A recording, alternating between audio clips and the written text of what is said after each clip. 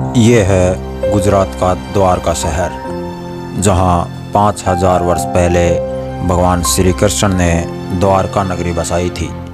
इसी द्वारका नगरी में भगवान श्री कृष्ण का निजी महल था, जिसमें वो निवास करते थे। इस स्थान पर आज द्वारकाधीश मंदिर भी है, इसीलिए हिंदू धर्म के लिए ये एक प्रमुख तीर्थ स्थल है।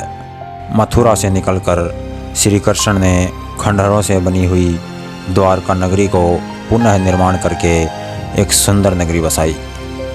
भगवान श्री कृष्ण ने अपने पूर्वजों की भूमि को फिर से रहने लायक बना दिया था, लेकिन बाद में पूरी द्वारका नगरी समुद्र में समा गई और पूरी नगरी नष्ट हो गई।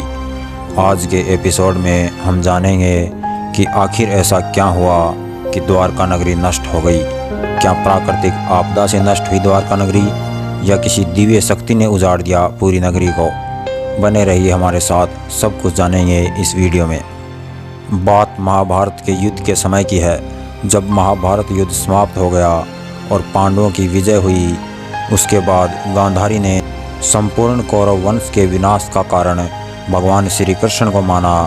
तब गांधारी ने श्री कृष्ण को श्राप दिया था कि तुम्हारी संपूर्ण द्वारका नगरी जलमग्न होकर नष्ट हो जाएगी।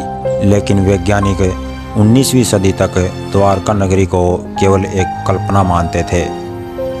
लेकिन अचानक एक ऐसा मोड़ आया कि पूरे भारत का इतिहास ही बदल गया।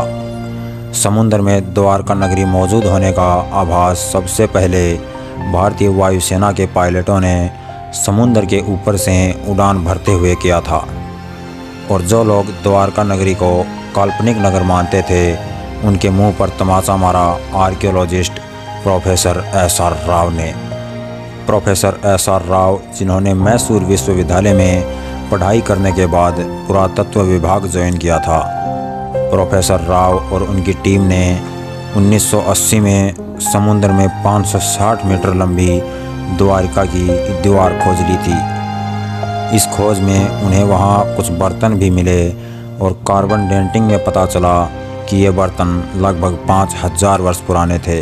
2005 और 2007 में इंडियन नेवी के गोताखोरों ने पुरातत्व विभाग के निर्देशन में समुद्र में द्वारका नगरी के लगभग 200 नमूने एकत्र किए। पुरातत्व विभाग ने पूरा सर्वेक्षण करने के बाद समुद्र के भीतर खुदाई का कार्य शुरू किया और खुदाई में विशेषज्ञों को एक बड़ी सफलता मिली। पुरातत्व विभाग के विशेषज्ञों ने समुद्र में खुदाई करके चूने और पत्थर से बने खंभे खोज निकाले, जिससे यह निश्चित हुआ कि यहाँ ज़रूर कोई बड़ा नगर था। जो नमूने एकत्र किए गए थे, उन सभी नमूनों का शोध करने के लिए विदेशों में भी भेजा गया। शोध की जानकारी के अनुसार ये नमूने इतने प्राचीन थे कि सभी दंग रह गए। खुदाई में मिले सिक्कों को लगभग 5 से 6000 वर्ष पुराना बताया गया और द्वारका नगरी की दीवार को 32,000 वर्ष पुराना बताया गया।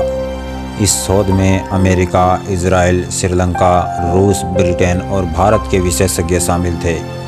विशेषज्ञों द्वारा दी गई जानकारी के बाद जो लोग द्वारका नगरी को काल्पनिक मानते थे, उन सभी का मुंह बंद हो गया। हिंदू धर्म से संबंधित और भी वीडियोस देखने के लिए इस चैनल को सब्सक्राइब ज़रूर करें। धन्यवाद।